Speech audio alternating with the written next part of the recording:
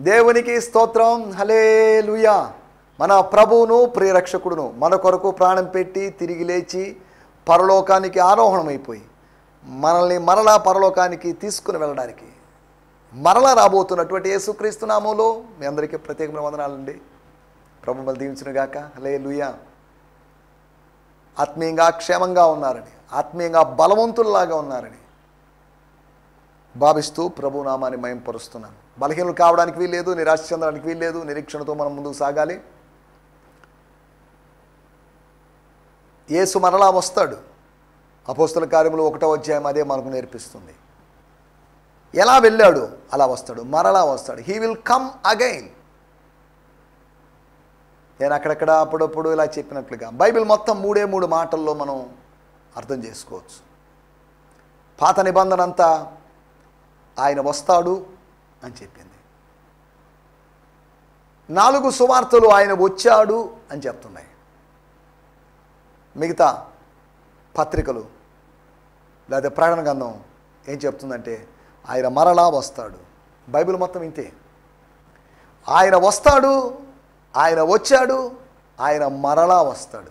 ఈ 3 మాటలు అర్థం చేసుకున్నట్లయితే ఈ మాటల యొక్క ఎక్స్ప్లనేషనే, ఆయన వస్తాడు అనే దాని యొక్క ఎక్స్ప్లెనేషన్ మనం ఆదికాండం నుంచి మలాకీ దాకా చూడొచ్చు.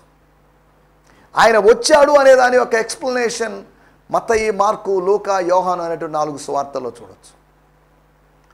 మిగిలినటువంటి కొత్త నిబంధనలో 23 పుస్తకాల్లోంచి అనగా 21 పత్రికల్లో నుంచి, చరిత్ర పుస్తకమైన అపోస్తల కార్యం నుంచి, ప్రకటన గ్రంథం నుంచి మనం అర్థం చేసుకునే విషయం he will come again. He will come, he has come and he will come again. దేవుని స్తోత్రం. ఇది బైబిల్ యొక్క ఎసెన్స్, బైబిల్ యొక్క సారాంశం మనం జ్ఞాపకం చేసుకోవాలి. సరే, దేవునికి స్తోత్రం. హల్లెలూయా. బైబిల్ని ఇలా వేరు కోణాల్లో మనం ఆలోచించవచ్చు. అలా ఆలోచించడానికి దేవుని యొక్క జ్ఞానం మనకు కావాలి. దేవుని యొక్క కృప కొరకు మనం వేడుకోవాలి. దేవుని స్తోత్రం. నిన్నటి ఎపిసోడ్లో చంపబడాల్సింది ఒక స్త్రీయో పురుషుడో పాపంలో పట్టబడిన వారు కాదని, అలాగైతే చంపబడాలి అని చెప్పబడింది కదా. కొత్త నిబంధన కాలములో మనకు మినహాయింపు ఉంది,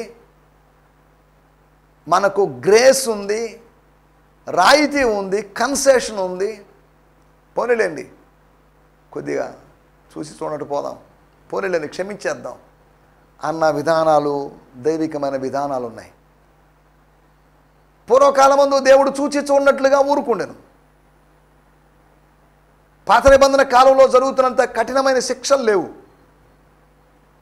దేవుడు దీర్ఘశాంతముతో మనల్ని సహిస్తున్నాడు, భరిస్తున్నాడు. అది మనం అర్థం చేసుకోవాల్సిన విషయం. స్తోత్రం, స్తోత్రం. హల్లెలూయా.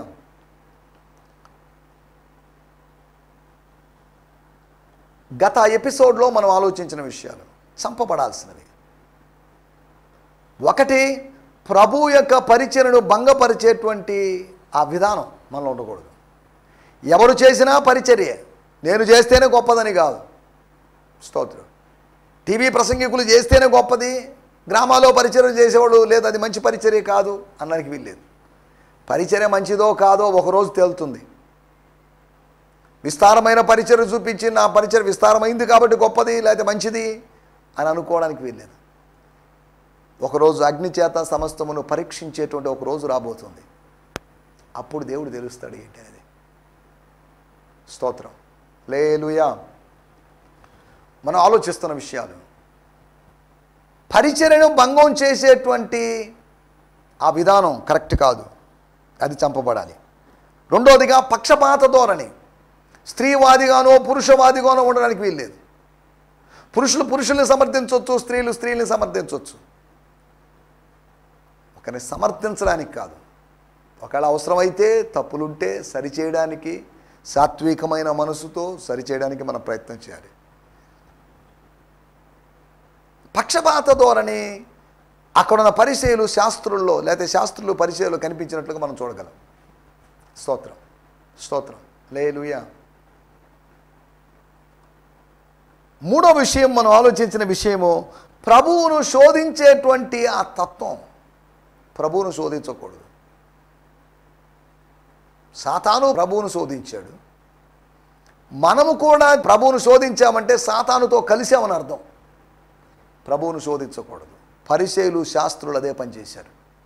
ఆయన మీద నేరం మోపవలనని ఆయనను శోధిస్తూ అడిగారు. ఏదో తెలుసుకోవాలనో, ఏదో దానిలోంచి ప్రభు ఏదో ప్రత్యక్షత అనుగ్రహిస్తాడనో విధానం కాదు వాళ్ళది. ఏదో మాట చెప్పాలి. అబ్బాయి లేదండి, వద్దు, అవసరం లేదు, రాళ్ళతో కొట్టద్దంటే అంటే మోషే ధర్మశాస్త్రాన్ని అతిక్రమించమంటావా అంటాడు. ఒకవేళ చంపమని చెప్తే ఆ స్త్రీ మీద కనీసం మానవత్వం లేకుండా, కనికరం లేకుండా అలా ఆయన కళ్ళ ముందే ఆయన చెప్పబట్టి చంపాల్సి వచ్చింది. ప్రభువును చిక్కులో పెట్టాలని, ఇరుకున పెట్టాలని వాళ్ళు ప్రయత్నం చేశారు. కానీ వాళ్ళే ఇరుక్కుపోయిన సంగతి మనం ఇక్కడ అర్థం చేసుకోవాలి. 4వదిగా, చంపబడాల్సింది పాప స్వభావమని, ఆ స్త్రీలో ఉన్నటువంటి ఆ పాపపు వాంఛ, ఆ స్త్రీలో కాదు, ఏ స్త్రీలోనైనా, ఏ పురుషుల్లోనైనా, ఎవరిలోనైనా ఉన్నటువంటి పాపపు వాంఛ, లేకపోతే శరీరాశ, దురాశలు, నేత్రాశ, ఇవి చంపబడాల్సినటువంటి అవసరత ఉందని మనం గత ఎపిసోడ్లో మనం ఆలోచించాం. భూమి మీద ఉన్న మీ అవయవములను చంపివేయండి అని పౌలు గారు చెప్పినట్టు ఉపదేశాన్ని కూడా మనం గుర్తు చేసుకున్నాం. దేవుని స్తోత్రం, హల్లెలూయా. ఈ సమయంలో మనం ఒక లేఖన భాగాన్ని చదువుకుందాం. యోహాను సువార్త 8వ అధ్యాయము 7వ వచనం. వారాయనను పట్టు వదలక అడుగుచుండగా ఆయన తల ఎత్తి చూచి, మీలో పాపము లేనివాడు మొట్టమొదట ఆమె మీద రాయి వేయవచ్చునని వారితో చెప్పి, వారాయనను అనగా యేసుని పట్టు వదలక అడుగుచుండగా ఆయన తల ఎత్తి చూచి, మీలో పాపము లేనివాడు మొట్టమొదట ఆమె మీద రాయి వేయవచ్చునని వారితో చెప్పి. స్తోత్రం. మన టైటిల్ కూడా పట్టు వదలక అడగడం. స్తోత్రం, స్తోత్రం. ప్రభువుని శాప అనగా శాస్త్రులు, పరిసయ్యులు, శాపగ్రస్తులైనటువంటి ప్రజలు, శాప ప్రజలు అని ఎంచబడినటువంటి ప్రజలు, శాస్త్రులు, పరిసయ్యులు పట్టు వదలక, వాళ్ళు పట్టు వదలలేదు, హోల్డ్తో గట్టిగా, ఇంకా కంటిన్యూస్గా, ఇంకా అదే పనిగా, నాన్ స్టాప్గా వారు ఆయన్ను పట్టు వదలక అడుగుచుండగా ఆయన తల పైకెత్తాడు. స్తోత్రం. ఆయన విధించిన తీర్పు మనం అక్కడ చూస్తున్నాం. నేను చదువుతున్నాను యోహాను సువార్త 8వ అధ్యాయము 7వ వచనాన్ని మన ధ్యానం నిమిత్తం, అదే మన మూలవాక్యం కనుక. స్తోత్రం. Angry, they kept insisting that he answered their question. So Jesus stood up and looked at them and said, let's have the man who has never had a sinful desire throw the first stone at her. Angry, they kept insisting. స్తోత్రం. వారు బలవంతం చేస్తూ వచ్చారు. పట్టు వదలక అడిగారు అనే దానికి Aramaic తర్జుమాలో నుంచి. They kept insisting that he answered their question. So Jesus stood up and looked at them and said, let's have the man who has never had a sinful desire throw the first stone at her. సరే వేయండి, రాయి వేయండి. పాపపు ఆశ, పాపపు వాంఛ లేనివాడు ఎవరైనా ఉన్నట్లయితే, ఈ గుంపులో ఎవరైనా ఉన్నట్లయితే, చిన్నవారు మొదలుకొని పెద్దవారు మొదలుకొని, శాస్త్రులైనా పరిసయ్యులైనా కానీ, ఎందుకో మరి సద్దూకాయలు దూరంగా ఉన్నారు, ఎందుకు ఈ తలకాయ పూరి వ్యవహారాలు మనకెందుకండి, ఇవన్నీ అనవసరమైన విషయాల్లో ఇన్వాల్వ్ కావడం ఎందుకు అన్నట్టుగా వాళ్ళు దూరం అయిపోయినారేమో అనుకుంటున్నాను నేను. సరే, మనకు అవన్నీ అవసరం లేదు. స్తోత్రం, స్తోత్రం. మనం ఆలోచిస్తున్నటువంటి మాట ఏంటంటే పట్టు వదలక అడగడం. స్తోత్రం.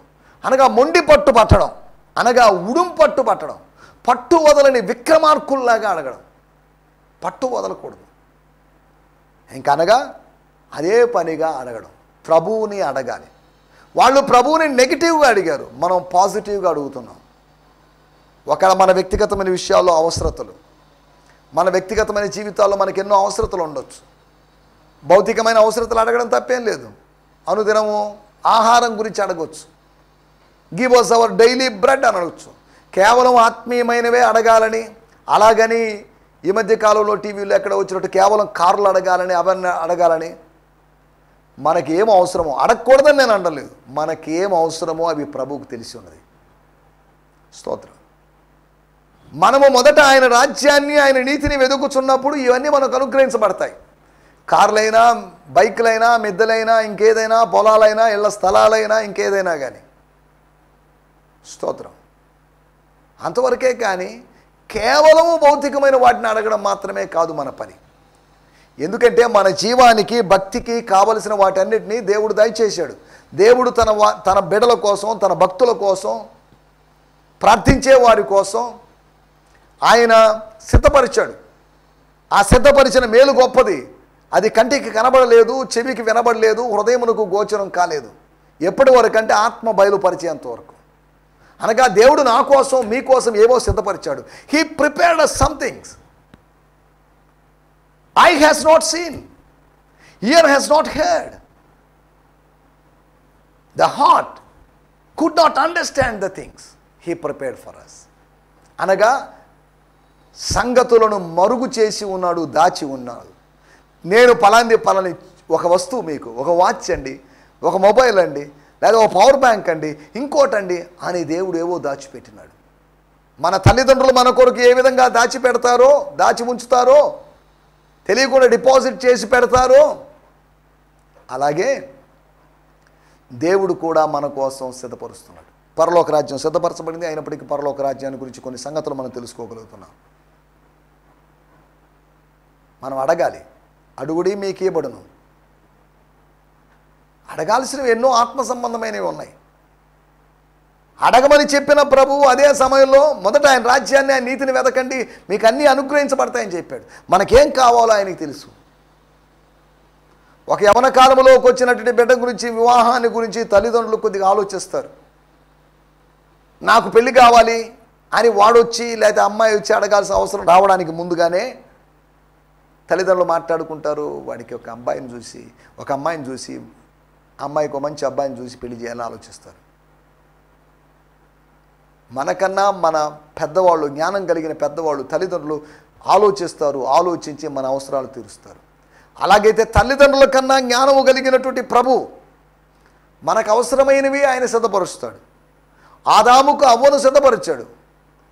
ఆదాము అడిగితే సిద్ధపరచలేదు. ఆదాము నాకు సాటి అయిన సహాయం లేదే, ఎందుకు ఇలా చేయలేదు ప్రభువా? అన్నిటికీ, పులులకి, జంతువులకి, లేకపోతే రకరకాల మృగాలకి, సింహాలకి, అన్నిటికీ సాటి అయిన సహాయం నాకు లేదే, ఏంటిది, ఇది మరీ అన్యాయం కదా అని ఒక కొరతని, ఒక లోటుని ఆదాము చెప్తే దేవుడు కార్యం చేయలేదు. ఒకవేళ వాటి యొక్క అవసరతలన్నీ, ఆ జంతువుల యొక్క సాటి అయిన సహాయాలు ఆయా సమయాల్లో బయలుపరచబడ్డాయి. ఆదాము యొక్క సాటి అయిన సహాయము ఆదాములోనే ఉంది, అనగా ఆదాములో దాచబడి ఉంది. స్తోత్రం. మనకు అవసరమైనవి దాచబడి ఉన్నాయి. అవి అనుగ్రహించబడతాయి. వాటిని మనం పొందుకుంటాము. దేవుడు తగిన సమయంలో వాటిని మనకిస్తాడు. మన సమయంలో కాదు, దేవుని సమయం ఉంది. గాడ్స్ టైం ఉంది, గాడ్స్ టైం టేబుల్ ఉంది, గాడ్స్ షెడ్యూల్ ఉంది. దాని ప్రకారం మనకు అనుగ్రహించబడతాయి. ఎప్పుడు ఏది ఇవ్వాలో, పేషెంట్కి ఎప్పుడు ఏది ఇవ్వాలో అనేటువంటి హాస్పిటల్లోనే డాక్టర్స్ నిర్ణయిస్తారు. లేకపోతే అక్కడ ఉన్న సిస్టర్స్, నర్సెస్ చెప్తారు పలానా టైంలో పలాందని. అలాగైతే మనకు కావలసినవన్నీ సిద్ధపరిచాడు. సిద్ధపరిచిన దాంట్లోంచి సందర్భాన్ని బట్టి మనకు అనుగ్రహించబడుతున్నాయి అనే సంగతిని గుర్తు చేస్తున్నాను. సమయంలో 4 ఉదాహరణలు మీకు జ్ఞాపకం చేస్తాను. పట్టు వదలక అడగడం. ఈ శాస్త్రులు, పరిచయులు అడిగినటువంటి విధానం, లేకపోతే పట్టు వదలక అడుగుతున్నారు. దేన్ని అడిగారు వాళ్ళు? ఒక ప్రశ్న అడిగారు. ఏంటి ఆ ప్రశ్న? బోధకుడా, ఈ స్త్రీ వ్యభిచారం మీద పట్టబడింది. మన ధర్మశాస్త్రం పరిశుద్ధతకు ప్రాధాన్యత ఇస్తుంది కదా, ఈ వ్యభిచారం చేయకూడదు కదా, తప్పు కదా. 10 ఆజ్ఞల్లో ఒక ఆజ్ఞ, 7వ ఆజ్ఞ వ్యభిచారం చేయకూడదు, వ్యభిచరించకూడదని చెప్పడుతుంది కదా. అన్యాయపు అక్రమ సంబంధాల్లోకి వెళ్ళకూడదని వాక్యం చెప్తుంది కదా. నువ్వేమంటావు? What do you say? Moshe గారు ఏకంగా చెప్పేశారు, చాలా స్ట్రిక్ట్గా చెప్పేశారు, ఆజ్ఞాపించాడు ఆయన. రాళ్లతో కొట్టి చంపాలని చెప్పారు కదా. అటువంటిప్పుడు ఈ స్త్రీని మనం ఎందుకు వదిలిపెట్టాలి? నీ అభిప్రాయం చెప్తే, నీ అభిప్రాయంతో ధర్మశాస్త్రము ఏకీభవిస్తే, ధర్మశాస్త్రపు అభిప్రాయం నీ అభిప్రాయం ఒకలాగుంటే మేము ఏదైనా ఆచరణలో పెడతాం. కాబట్టి what we have to do? ఈ ప్రశ్నకి ఆన్సర్ ఇవ్వు. చిన్న ప్రశ్నే, ఏదో మర్మాల గురించి వాళ్ళు అడగలేదు, చిన్న విషయం అడిగారు. నువ్వేమంటావు? తన అభిప్రాయం చెప్పుకోవడం ఆయనకి ఇష్టం లేదు. ధర్మశాస్త్రం తన అభిప్రాయాన్ని చెప్పేసింది. దేవుని వాక్యము తన అభిప్రాయాన్ని చెప్పినప్పుడు మన అభిప్రాయానికి అక్కడ స్థానం లేదు. నాకు ఇష్టమైన ఆహారం కంటే, నా స్వాభిప్రాయము కంటే దేవుని నోటి మాటను ఎక్కువగా ఎంచి తిని అని కీర్తనాకారుడు అంటాడు. ప్రియారిటీ, ప్రాముఖ్యత అనేది దేవుని మాటకే, మనిషి మాటకు కాదు. ఆయనకు అన్ని విషయముల్లో ప్రాధాన్యత కలుగు నిమిత్తం అని కొలసీ పత్రిక 1వ అధ్యాయంలో చూస్తున్నాం. దేవునికి మాటకి ప్రాధాన్యత కలగాలి. పరలోకమందు ఆయన చిత్తం ఎలాగూ జరుగుతున్నదో నెరవేరుచున్నదో, భూలోకంలో భక్తుల జీవితాల్లో మన జీవితాల్లో దైవ చిత్తము అలాగే నెరవేరాలి. God's will should be done in our lives as it was being done in the lives of the angelic beings or in heaven. స్తోత్రం స్తోత్రం, హల్లెలూయా. మనం ఆలోచిస్తున్నట్టు మాటలు. స్తోత్రం. మొట్టమొదటి విషయము ఆదికాండం 18వ అధ్యాయము 32వ వచనంలో 32, అతడు ప్రభువు కోపపడని ఎడల నేను ఇంకొక మారే మాట్లాడేదును, ఒకవేళ అక్కడ 10 మంది స్తోత్రం కనబడుదురేమో అన్నప్పుడు ఆయన ఆ 10 మందిని బట్టి నాశనము చేయక ఉందున నేను 50 దగ్గర నుంచి స్తోత్రం 24వ వచనంలో 50 మంది యొక్క ప్రస్తావన దగ్గర నుంచి 50 నుంచి డౌన్ అయ్యి 6 సార్లు ఆయన తగ్గుతూ నంబర్ తగ్గిస్తూ 50 నుంచి 45, 40, 30, 20, 10 ఇలాగా దేవునితో బార్గైన్ చేస్తున్నటువంటి భక్తుల్ని మనం చూస్తున్నాం. సొదొమలో ఒక 10 మంది ఉంటే ఆ 10 మందిలో లోతు, ఆ 10 మందిలో లోతు భార్య, లోతు 2 కుమార్తెలు. ఒకవేళ 2 కుమార్తెలు పెళ్ళైతే వాళ్ళ భర్తలు 2, మొత్తం పిల్లలు 4, వీళ్ళిద్దరు 6. ఎందుకో మరి 10 అనే దగ్గర ఫిక్స్ అయిపోయాడు. 10 దగ్గర ఆగిపోయాడు. తర్వాత అతనితో మాట్లాడుతూ చాలించి దేవుడు పరమునికి వెళ్ళాడని రాయబడింది. మొట్టమొదటి విషయము, అబ్రహాములాగా పట్టు వదలక మనం అడగాలి. స్తోత్రం. మన విశ్వాసమునకు తండ్రి అయిన మన మూలపితరుడైనటువంటి అబ్రహాములాగా స్తోత్రం పట్టు వదలక అడిగేవాళ్ళుగా ఉండాలి. పట్టు వదలక అడిగి ప్రభు దగ్గర నుంచి పొందుకునేవాళ్ళుగా ఉండాలి.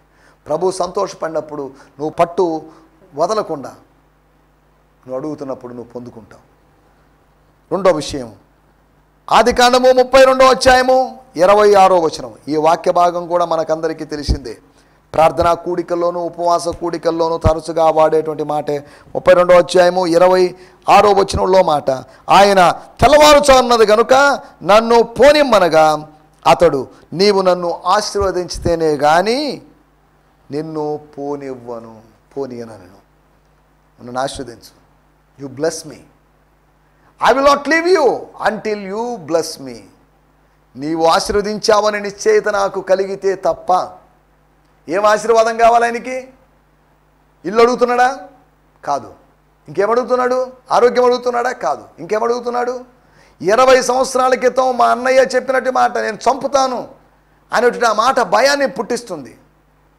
అతని గుండెల్లో గూడు కట్టుకున్న భయం తొలగిపోవాలి. భయము తొలగిపోవడమే నిర్భయంగా జీవించడానికి మించిన ఆశీర్వాదం మరొకటి లేదు అనే సంగతిని మీకు గుర్తు చేస్తున్నాను. నీలో భయాలు ఉన్నాయి కదా, భయాలు తొలగాయా? భవిష్యత్తును గురించిన భయం, కుమారుల గురించి భయం, కుమార్తెల వివాహాల గురించి ఎన్నెన్నో భయాలు ఉన్నాయి. యాకోబు అడుగుతున్నాడు, తెల్లవారినా నాకు నష్టం లేదు, అయినా పర్లేదు. యబ్బోకు రేవు కవతల మా వారు 69 మంది ఉన్నారు, వాళ్ళు నా కోసం ఎదురు చూస్తున్నారు, అయినా పర్లేదు. తెల్లవారుతుంది, వెళ్ళి వాళ్ళతో కలుసుకో, నిన్న రాత్రి వాళ్ళు నిన్ను మిస్ అయిపోయారు అని చెప్పినప్పటికీ కూడా స్తోత్రం, తెల్లవారినా పర్లేదు, నా వాళ్ళని నేను వాళ్ళకి దూరం అయిపోయినా పర్లేదు, కానీ నేను యబ్బోకు రేవు దాటాలంటే ఆశీర్వదించబడి దాటాలి. ఆశీర్వాదముతో రేవులు దాటాలి, ఆశీర్వాదముతో ప్రాకారాలు దాటాలి, ఆశీర్వాదములతో ఇళ్ళు దాటాలి, ఆశీర్వాదాలతో మన ప్రార్థనా గదిని దాటాలి. స్తోత్రం. పట్టు వదలక అడగడం అనే దాని గురించి మనం ఆలోచిస్తున్నాం. అబ్రహాము పట్టు వదలక విజ్ఞాపన చేశాడు, అడిగాడు. సొదొమలో ఉన్నటువంటి తన జనులు, సొదొమలో ఉన్నటువంటి లోతు కాపాడబడడం కోసం స్తోత్రం. నాశనం చేయును అని దేవుని దగ్గర నుంచి మాట పొందుకోవాలి. స్తోత్రం. 6 సార్లు బేరమాడినట్టు అబ్రహాము అంతేకాకుండా రెండవదిగా రాత్రంతా పోరాటమే, నిద్ర లేదు, కంటి మీద కునుకు లేదు, కాసేపు నిద్రపోయింది కూడా లేదు. 20 సంవత్సరాల క్రితం తలగడగా రాయిని తలగడగా చేసుకొని నిద్రపోయాడు, ఇప్పుడు అనుభవం కూడా లేదు. పోరాటంలో తలమునకలైపోయాడు. మొగసిరి గలవాడై ఆయన పోరాడుతున్నాడు. యబ్బోకు రేవు దాటిన తర్వాత కాదు ఆయన మొగసిరి బయటపడేది, తాను ఒంటరిగా ఉన్నప్పుడు, దేవుడు పంపిన దైవిక పురుషునితో ఉన్నప్పుడు అతని మొగసిరి బయటపడుతుంది, అతని ఆత్మీయ స్థితి బయటపడుతుంది. అందరితో కలిసి ప్రార్థన చేస్తున్నప్పుడు, గుంపుగా ప్రార్థన చేస్తున్నప్పుడు, అందరితో కలిసి టీం వర్క్ చేస్తున్నప్పుడు నీ ఆత్మీయ సిరి, ఆత్మ సంబంధమైనటువంటి స్థితి బయటపడదు. కానీ ఒంటరిగా ఉన్నప్పుడు నీ ఆత్మీయ స్థితి బయటపడుతుంది. స్తోత్రం. మనం ఆలోచిస్తున్నటువంటి మాట, రెండో మాట, యాకోబులాగా. ఒకటి అబ్రహాములాగా పట్టు వదలకుండా ఉండడం, రెండోది యాకోబులాగా పట్టు వదలకుండా ఉండడం. మూడో విషయాన్ని నేను మీకు జ్ఞాపకం చేస్తాను. మొదటి సమూయేలు గ్రంథము 15వ అధ్యాయము 11వ వచనం.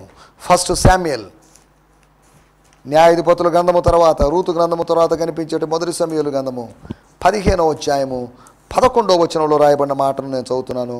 15వ అధ్యాయము 11వ వచనము, పేజీ నంబర్ 236. స్తోత్రం. 10వ వచనం. అప్పుడు యెహోవా వాక్కు సమూయేలునకు ప్రత్యక్షమై ఇలాగు సెలవిచ్చెను, సౌలు నన్ను అనుసరింపక వెనుక తీసి నా ఆజ్ఞలను గైకొనకపోయిన గనుక అతనిని రాజుగా నిర్ణయించినందుకు నేను పశ్చాత్తాపడుచున్నానని దేవుడు చెప్పాడు. అందుకు సమూయేలు, ఎందుకు? దేవుడు పశ్చాత్తాపడుతున్నాడు అని చెప్పినందున అందుకు సమూయేలు కోపావేశుడై రాత్రంతా యెహోవాకు మొరపెట్టుచుండెను. స్తోత్రం. ఉదయమున సమూయేలు లేచి సౌలును ఎదుర్కొనుటకు పోగా, సరే దాంట్లోకి వెళ్ళలేదు. ఏం జరిగిందట? నిద్ర పట్టనటువంటి, నిద్రపోనటువంటి, దేవుడు ఇంత మాట అన్నాడే, దేవుని హృదయంలో ఇంత దుఃఖం ఉందే, దేవుని హృదయంలో ఇంత వేదన ఉందే. స్తోత్రం.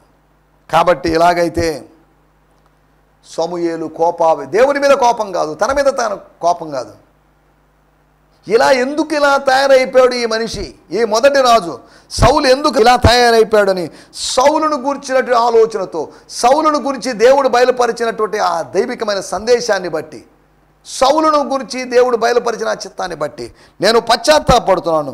నా ఆజ్ఞలు గైకొనకపోయాడు. ఆజ్ఞను కాదు, ఆజ్ఞలను గైకొనలేదు వాడు. దేవుని ప్రజలు దేవుని ఆజ్ఞలు గైకోలాలి. సౌలు నన్ను అనుసరింపక వెనుక తీశాడు, వెనుకంజ వేశాడు, బ్యాక్ స్లైడ్ అయ్యాడు. మనం వెనుక తీయడానికి వీల్లేదు, వెనుక తీస్తే దేవునికి దుఃఖమే.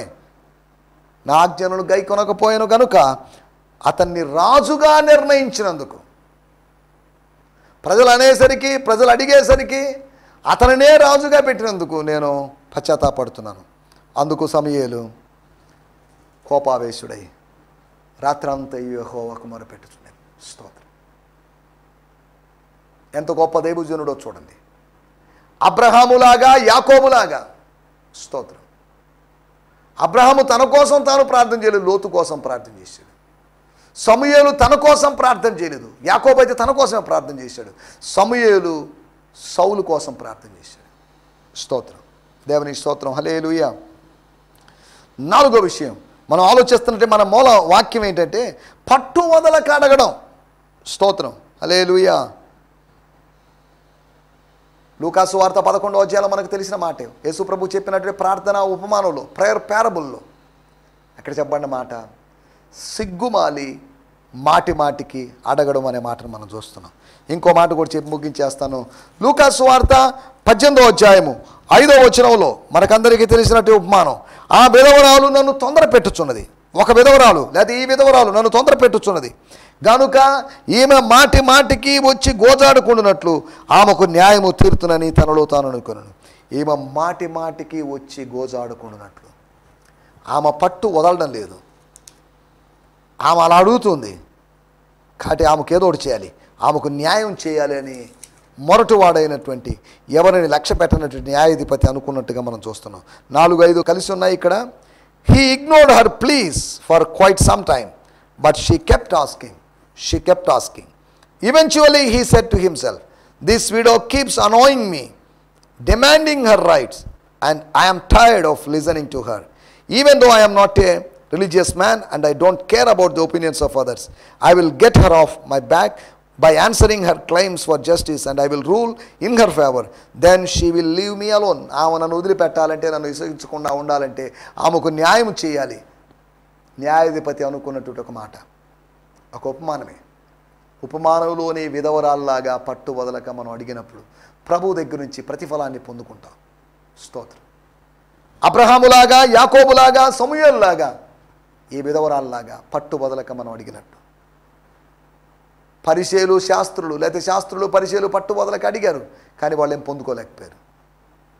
దయచేసి తలలోంచండి, కళ్ళు మూసుకొని చిన్న ప్రార్థన చేసుకుందాం. పరిశుద్ధమైన మా దేవా, మీరు మాకు వినిపించిన మాటల కొరకై మీకు వందనాలు.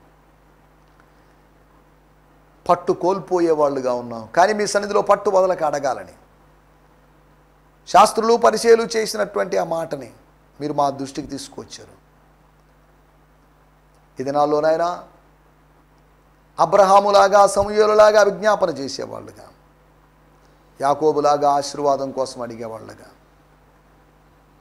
విధవరాళ్ళలాగా లూకాసు సువార్త 18వ అధ్యాయంలోని విధవరాళ్ళలాగా ఆస్తి విషయంలో మీ కార్యం జరుగునట్లుగా న్యాయం కోసం అడిగేవాళ్ళుగా మేము ఉండగలటం సాయం చేయమని, అట్టి పట్టుదల అనుభవం మీరు మాకు దయచేయమని యేసు నామములోనే ప్రార్థించగలుగుతున్నాం పరమ తండ్రి. ఆమేన్, ఆమేన్. దేవునికి స్తోత్రం. మీ అందరికీ వందనాలు. ప్రభు మిమ్మల్ని దీవించునుగాక.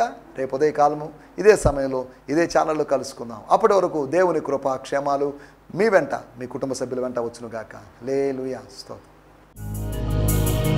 ఈ సందేశము మీకు ఆశీర్వాదకరంగా ఉందని నమ్ముచున్నాము. ప్రార్థన అవసరతల కొరకు మమ్మల్ని సంప్రదించవలసిన మా చిరునామా గిద్యోన్ మిషన్ చర్చ్, 6వ వీధి, శాంతినగర్, నెల్లూరు 4, ఆంధ్రప్రదేశ్. పిన్ 524004. మా ఫోన్ నంబర్లు 7036443613 మరి ఒక నంబర్ 9392293010. మా ఈమెయిల్ ఐడి gfihmi2015@gmail.com. దేవుడు మిమ్మును ఆశీర్వదించునుగాక. ఆమేన్.